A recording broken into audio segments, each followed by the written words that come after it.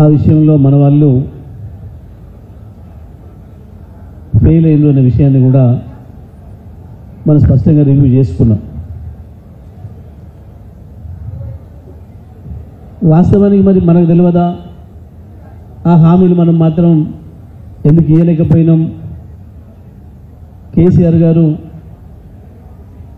ఎన్నో ఆలోచించిన నాయకుడు కదా, రాదన్న తెలంగాణను తెచ్చిన నాయకుడు.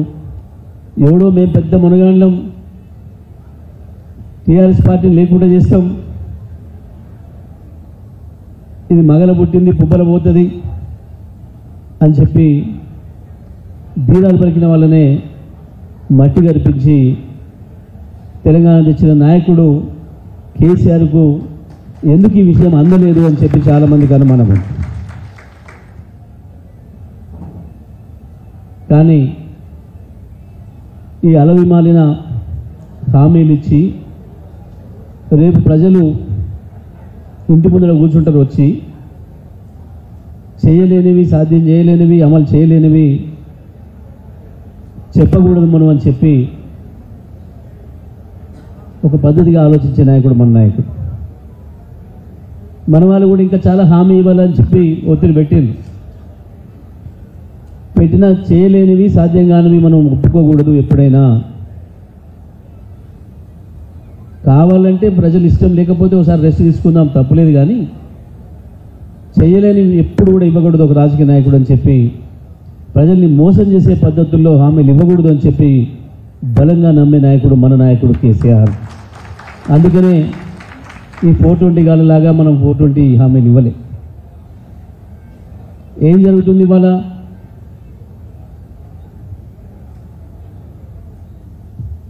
బొక్క బోర్ల పడ్డారు మొదటి అసెంబ్లీలోనే. వాస్తవానికి మన నాయకుడు కేసీఆర్ గారు మాకందరూ కూడా పిలిచి, మీరు తొందరపడి ప్రభుత్వం పైన ఎటువంటి విమర్శలు చేయకండి, వాళ్ళకి అవకాశం ఇవ్వండి, కుదురుకోనివ్వండి, 3 నెలలు కాకపోతే 6 నెలలు ఓపిక పడదాం, ప్రజలకు ఇచ్చిన హామీలు నెరవేర్చకపోతే అప్పుడు నిలబెడదాం, అప్పుడు గల్లాపడదాం, కానీ మీరు మాత్రం తొందరపడొద్దు అని చెప్పారు మాకు. మేమందరం కూడా అదే భావనతో ఉన్నాం అసెంబ్లీలో. వాళ్ళే వచ్చి 100 రోజులు కావాలని అడిగింది. 9వ తారీఖే ఇస్తాం, ఎవరైనా లోన్ లేని వాళ్ళు ఉంటే, రుణమాఫీ అయిన వాళ్ళు ఉంటే మళ్ళీ ఎంబడిపోయి తెచ్చుకోండి బ్యాంకుకు, 2 లక్షల మాఫీ మా సోనియమ్మ పుట్టినరోజు నాడు ఆమె ఇచ్చిపోతుంది అని చెప్పింది. రైతు బంధు వేయడానికి సిద్ధపడితే 3 రోజుల ముందట మనం ఎన్నికల కమిషన్కు అప్పీల్ చేయడమే కాకుండా ఆపమని, రైతులారా ఇప్పుడే ఏం తీసుకోవద్దు, మీరు 10,000కు 9 నాడు చూడండి 15,000 ఎంబడి ఇస్తామని చెప్పి మాట్లాడింది.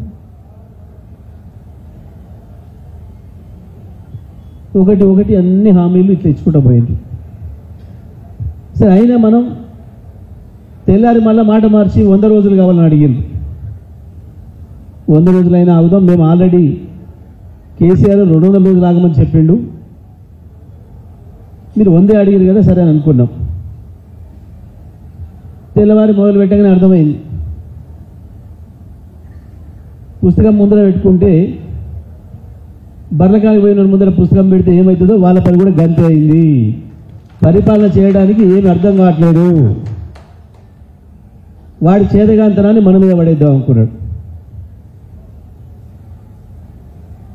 దాని కొరకు మనం ఏదో వంకబెట్టడం కొరకు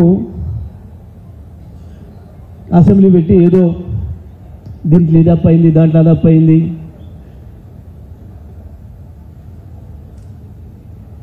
చెప్పి మనం ఏదో పడేద్దాం అనుకుని తెలివి ఒక్క పని చేసేది. ముఖం మీద కొట్టినట్టు సమాధానం చెప్పినా వెళ్ళెలకల పడ్డారు. అప్పు అనేది ఉంటుంది. ఇలా మళ్ళీ నాకు ఇంత ఆస్తున్నా ఇది కట్టాలంటే దీనికి అప్పే తీసుకుంటాడు. అప్పు తీసుకోకుండా ఉన్నాడు, తప్పకుండా బ్యాంక్ నుంచి వెళ్ళి అప్పు తీసుకొచ్చుకొని వాడతారు. అప్పు తీసుకోకుండా వాళ్ళు ఎవరుంటారు? ఆదాయం అంటోడు 13 లక్షల కోట్లు ఉన్నాయి అని అంటే సగంలో అప్పే ఉంటుంది. అమ్మానికి 5-6 లక్షల కోట్లు ఉన్నాయంటే అందులో అప్పే ఉంటుంది. గంతెందుకు?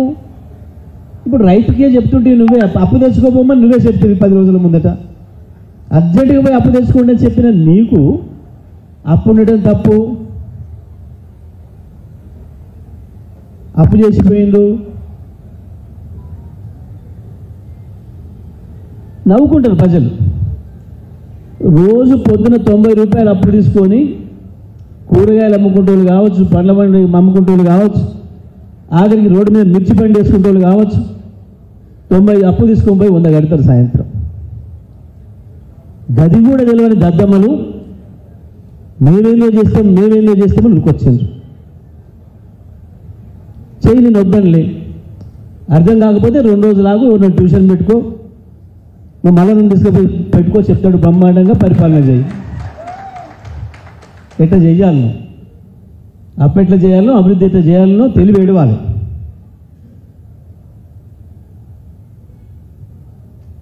మొదట్లోనే 4 రోజులు అప్పని ఏడిచారు. ఇక నిన్నయాల ప్రతిదానికి కేసీఆర్ చేపట్టే కరెంట్ వస్తలే. ఊరిమ్మ కేసీఆర్ ఆరోగ్యం బాగాలేక కాడ హాస్పిటల్లో ఉండే, ఇంటికాడనే ఉండే, కేసీఆర్ వచ్చి కరెంట్ ఆపినాడు, నువ్వు కరెంట్ ఇస్తానంటే. అదే కాలువ నీళ్ళు వస్తలేవు అంటే కేసీఆర్ చేపట్టి వస్తలేవు అంటే అర్థమైంది కదా మీకు. ఇప్పుడు కేసీఆర్ ఉన్ననాడు వచ్చిన ఇవాళ రావట్లేదు అంటే కేసీఆర్ వల్లనే రావట్లేదు అనుకుంటే కేసీఆర్ కాళ్ళకాడనే పడిపోయిస్తాడు. కేసీఆర్ బ్రహ్మాండంగా చెప్తాడు, పడు నువ్వు కేసీఆర్ కాళ్ళ మీద వచ్చి మాకు చేసుకోవస్తలేదు సార్ చెప్పు. నేను రాష్ట్ర అభివృద్ధి కొరకే కాబట్టి సిద్ధంగా ఉన్నాం సలహాలు ఇవ్వటానికి. ఆ విఘ్నత లేదు. పోరంబొక్కు మాటలు, చిల్లర చేష్టలు, ప్రజల తరఫున ఒక మాట అడిగితే దాడులు చేస్తాం. బొమ్మరావరం పోతే మొన్న రైతులు అడుగుతున్నారు, అరే ఇంకా రైతు బంధు పడకపోయే, ఎవరో లేచి రైతు బంధు పడతలేదు సార్ ఎప్పుడు పడుతుంది అన్నందుకు, రైతు బంధు పడలేదని చెప్పుతాం కొట్టమని మాట్లాడింది వాడు చిల్లరగాడు. నిన్న మన చైర్మన్ సందీప్ రెడ్డి వేదిక మీదనే ఉండి పక్కన నిలబడి మాట్లాడిండు. వెంకరెడ్డి గారు మీరు చాలాసార్లు వస్తున్నారు ఇటు, నిజమే, ఇక రైతులు అడుగుతున్నారు, రైతు బంధువులు అడిగితే మీరు చెప్తాం కొడతా అన్నారు. 4,000 రూపాయలు 2,000 నుంచి 4,000 చేస్తా అన్నారు మీరు. ఆ పెద్ద మనుషులు అడుగుతున్నారు మేము ఊళ్ళలో తిరుగుతుంటే. ఇట్లా మీరు ఇచ్చిన హామీలే నెరవేర్చమని అడిగితే ప్రజలు కొడతామని చెప్పేసి అనడం, చెప్తాం కొడతామని చెప్పడం భావ్యం కాదు అన్నాడు. ఒక మాట కూడా అక్షరం కూడా తప్పు మాట్లాడాడు సందీప్ రెడ్డి. ఆయన చాలా మెతక మనిషి. ఆయన అట్లా మాట్లాడిన చాలామంది చాలా స్పష్టంగా చెప్పింది. చక్కగా ప్రభుత్వం నుంచి ప్రజలకి పథకాలు పోయినాయి, మధ్యలో కార్యకర్త అనేవాడు అడ్రస్ లేడు, కార్యకర్త పాత్ర లేకుండా పోయింది.